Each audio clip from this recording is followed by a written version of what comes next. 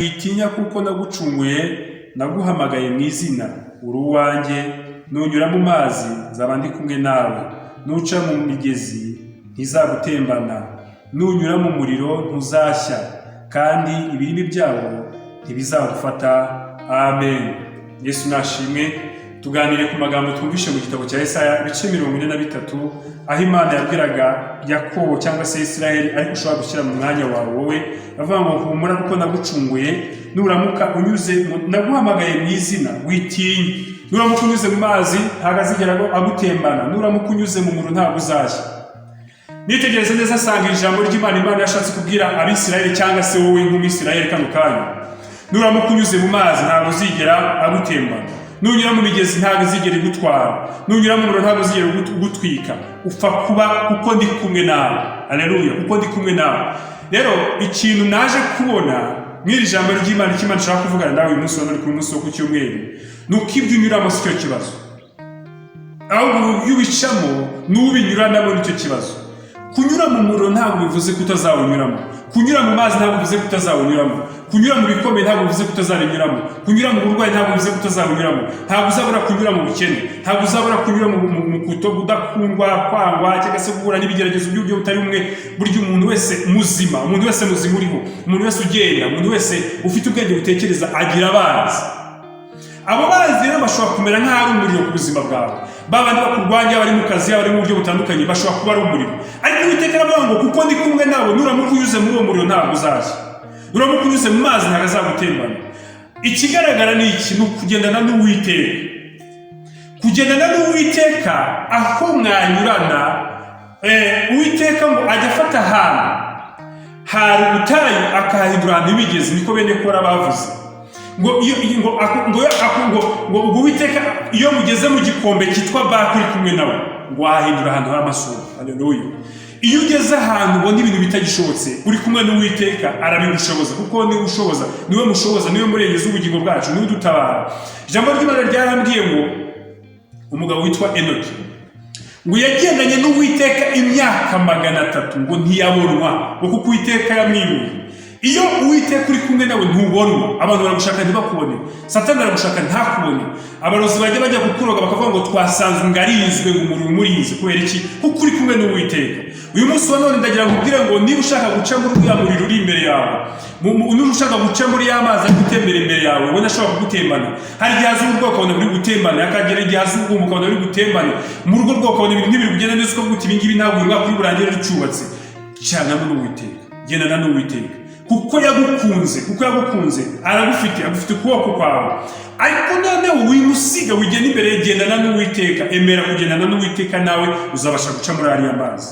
Amazi arimo araza ahorera nibyo, intambara ni nyinshi, ibibazo ni byinshi, abanzi ni benshi, ubukene ni bwinshi, agahinda ni kenshi, stress nayo isigaye yarabaye ikibazo. Hari umuntu twaganiriye arambwira ngo mu bihugu by'amahanga ngo hari ahantu ngo bavuga ngo n'imbwa zifite stress. Niba n'imbwa zirwara stress, urumva ntabwo byoroshye mu by'ukuri. Ariko nimba wowe ibyo bibazo byose ubicamo ukabicanamo n'Uwiteka, ni wowe wenyine uzabirwanya. Uzaca mu muriro si ikibazo, kuko uzawucamo, nanjye ndabyemera ko uzawucamo, ariko ntabwo uzagutwika. Ndetse ngo n'ibiringi byawe ntabwo bizigera bigira gute bigukoraho, kubera yuko uri kumwe n'Uwiteka. Haleluya. Nuca mu mazi atemba cyane ntabwo azigera gutembana, kuko uri kumwe n'Uwiteka. Ariko nugenda wenyine azagutembana.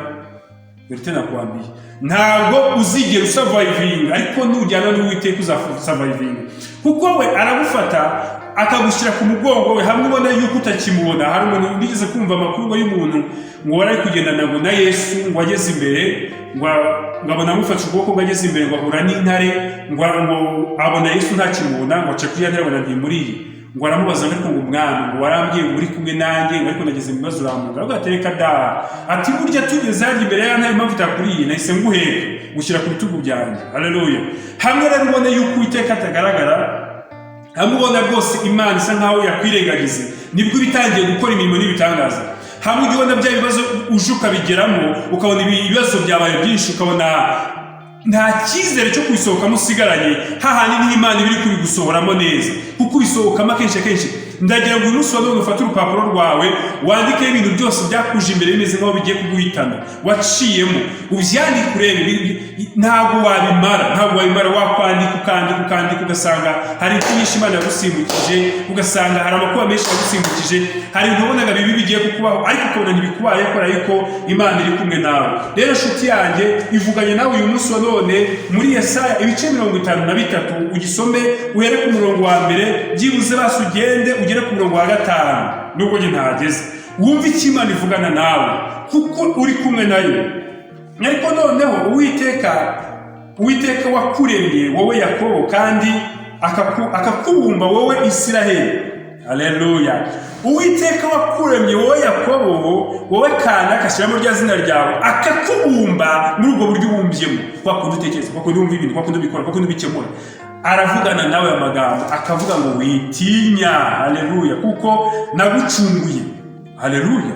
Witinya kuko Uwiteka yaragucunguye uyu munsi wa none Kristo yarapfuye apfa ku bwawe arabambwa ku bwawe arazuka ku bwawe nyuma y'iminsi 3 arazuka kugira ngo ubeho nyuma y'iminsi 40 intumwa ziri mu cyumba cyo hejuru zisukaho umwuka wera ku bwawe kugira ngo nawe uzawubone. Ntabwo ari igikorwa cyatangiye cyarangiye cyari igikorwa cyatangiye kigomba gukomeza nk'uko imbabazi z'Imana zikiri uyu munsi wa none nako n'umwuka w'Imana ukiriho.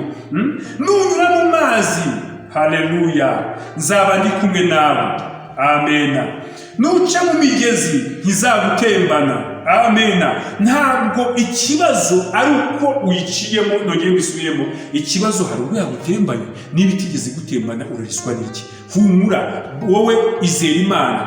Ijambo ry'Imana ritubwira yuko umuntu wizera areba ku bitariho, areba ku byo abantu bareba intambara ziriho bakareba ibibazo biriho bakareba ibyago biriho. Umuntu wizera ngo areba icyo Imana imujyana naho Imana igiye kumugeza niho areba. Rero inshuti yanjye uyu munsi wa none ndagira ngo nkubwire ngo niyo waba uri guca mu mugezi uyu munsi ndabizi guca mu mugezi y'uburwayi urababaye urimo uraribwa ariko menya ko utazigera gutembana niba uri kumwe n'Uwiteka kuko abari kumwe n'Uwiteka ntabwo ari twe turwana n'Uwiteka kuko urugamba n'Uwiteka ntabwo rurwaba. Haleluya. Abisiraheli bava muri Egiputa Imana yavugaga ngo yabitaga ngo ni ingabo z'Uwiteka.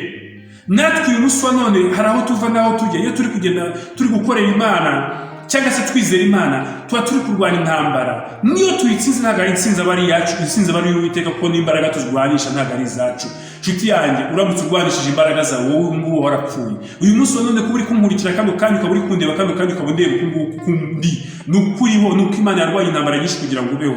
Ahari umwanzi ntabwo ashakaga kubaho uyu munsi wa none ntabwo arahari niko bimeze kubw'umwanzi wacu Satani yifuza ko tutabaho yifuza ko tuba twarapfuye ariko ntabwo twapfuye kuko Imana yanufiteho gahunda. Hari ibyo tugomba gukora byinshi cyane hari icyo Imana yagushyiriyeho kandi uyu munsi wa none. Rero nuca mu mazi ntabwo azagutembana nunyura mu migezi ntabwo izagutembana nuca mu muriro ntabwo uzigera ushya kandi nuramuka uciye mu muriro ntabwo n'ibirimi byawo. Haleluya. Ntabwo bizakubabura ibirimi kwa kundi umuriro waka ukazamuka ukagenda utuntu tumeze nk'udushashi tugenda umuriro ukagenda ugenda ugana mu buryo butandukanye biriya nibyo bita ibirimi ntabwo bizigera bigukora. Uribuka Sadraka Meshaki na Abedenego uko byagenze bajugunywe mu itanura ry'umuriro ngo babavanyemo bavuyemo ngo basanga n'umuriro ntabwo banukaho ariko noneho bya birimi by'umuriro ngo abagabo bari bagiye kubajugunyamo ngo bya birimi abaribo bisingira birabica kuko ntabwo bari bari kumwe n'Uwiteka. Haleluya.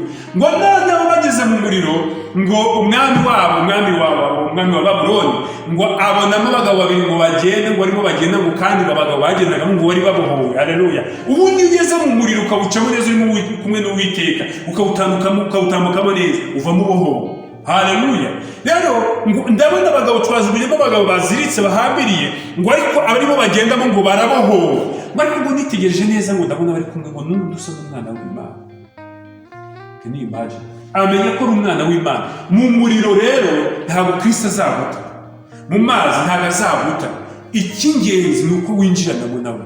Reka nkubwire inshuti yanjye niba ujya wifuza Imana ko iza mu bibazo byawe no mu byiza byawe ujye uyivangamo no mu munezero wawe uyivangamo no mu butunzi wawe uyivangamo. Ariko niba tuba turimo ngo ibyo ntunze nanyugambye n'iby'uwo mucunguzi ariko mubavuga ngo ibyago byanjye byose ni iby'uwo mucunguzi, ariko ibyo ntunze byo ni ibyanjye. Haleluya. Niba ushaka yuko Uwiteka yivanga mu bibazo byawe, muvange no mu munezero wawe. Niba ushaka yuko yivanga mu byawe, ntukajye wibuka Imana nuko ibibazo byaje. Nubwo avuze ngo nuca mu mazi ntabwo azagutembana, ariko kamera ujya gucana n'umuntu mu mazi ariko no mu munezero bwacanyemo, ujya gucana n'umuntu mu mibabaro ariko no mu byishimo byawe abirimo. Ndagira ngo ubwire ngo uyu munsi wa none niba wifuza ko Imana igira ikintu ikora ku buzima bwawe, nawe ugomba kubanza ugahinduka ukagira ukundi kuntu umera.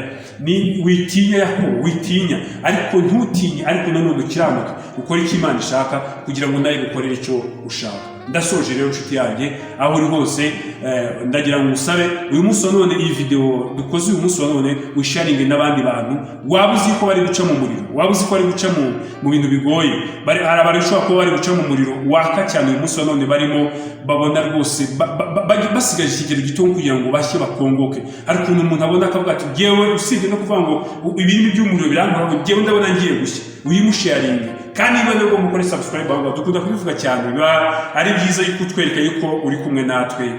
Ni byiza kuko tugira umuco wo kuvuga ngo tubonye icyiza cyangwa se tubonye dushyigikiye ibintu tubigumane muri twebwe, ariko biba byiza ko tubigaragaza kuko nabyo biradufasha cyane. Imana rero igumugisha. Nitwa Pastor Placide, nishimiye kubana nawe muri aya masaha. Uyu munsi w'iki cyumweru ndagusabira umugisha uva ku Mana kugira ngo Imana ikomeze kwishimira, ikomeze kubana nawe. Iki cyumweru tugiye gutangira cyo kwa mbere, Imana izabane nawe, ikomeze kukurwanirira cya kintu cyose kigaragara nkaho ari wa muriro.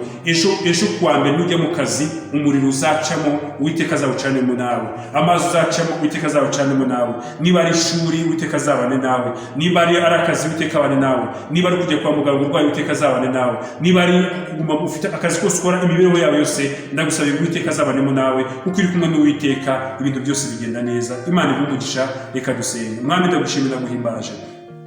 Waravuze ngo nuca mu mazi ntabwo azagutembana, nuca mu muriro ntabwo uzagutwika, kandi mwe mwami ijambo ryera ngo ni wowe wenyine ujya ubasha kurinda isezerano ukarisohoza. Abandi amasezerano byagira agati kavuga ati ndisubiye, ariko umwami wo ntabwo ibyo ngibyo ujya ubigira, ahubwo uko bwije n'uko bukeye wowe urugambira ibyiza ku buzima bwacu. Wabwiye Abisirayeli bari mu bunyage bavuga ngo nzi ibyo nibwira kubagirira si bibi ahubwo ni byiza. Mwami w'abantu, reka n'aka kanya mu izina rya Kristo ugaruke ukore imirimo n'ibitangaza kuri abo bantu bakurikiye mu izina rya Kristo. Imbaraga zawe zigaragare kuri bo, kuko atari ryo bakurikiye ahubwo ari ijambo ryawe bakurikiye. Reka rero ukomeze kwigaragaza ku buzima bwacu, ukomeze utugire neza, ukomeze kutuba hafi. Byose mbisabye Imana Data mu izina ry'Umwami wacu Yesu Kristo, amen. Shalom shalom nshuti zanjye, Imana ikomeze kubishimira, ikomeze kuba hafi yanyu. Bye bye.